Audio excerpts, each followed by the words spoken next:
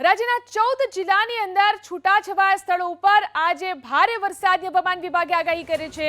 સૌરાષ્ટ્ર, મધ્ય ગુજરાત અને દક્ષિણ ગુજરાતના જિલ્લાઓની અંદર છૂટાછવાયા સ્થળો ઉપર આજે ભારે વરસાદની આગાહીને પગલે યલો એલર્ટ જાહેર કરવામાં આવ્યું છે। સૌરાષ્ટ્રમાં ગીર સોમનાથ, અમરેલી અને ભાવનગરમાં આજે ભારે વરસાદ થઈ શકે છે, તો મધ્ય ગુજરાતમાં પંચમહાલ, દાહોદ, વડોદરા અને છોટાઉદેપુરમાં ભારે વરસાદની હવામાન વિભાગની આગાહી છે।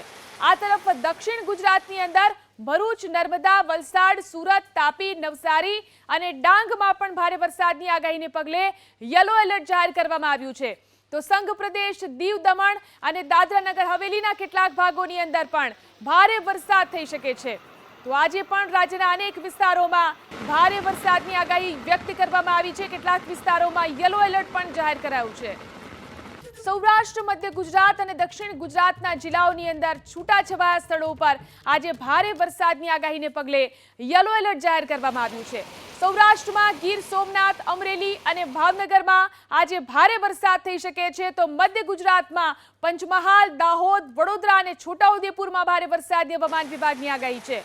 આ તરફ દક્ષિણ ગુજરાતની અંદર ભરૂચ, નર્મદા, વલસાડ, સુરત, તાપી, નવસારી અને ડાંગમાં પણ ભારે વરસાદની આગાહીને પગલે યલો એલર્ટ જાહેર કરવામાં આવ્યું છે। તો સંઘ પ્રદેશ, દીવ, દમણ અને દાદરા નગર હવેલીના કેટલાક ભાગોની અંદર પણ ભારે વરસાદ થઈ શકે છે। તો આજે પણ રાજ્યના અનેક વિસ્તારોમાં ભારે વરસાદની આગાહી વ્યક્ત કરવામાં આવી છે। કેટલાક વિસ્તારોમાં યલો એલર્ટ પણ જાહેર કરાયું છે।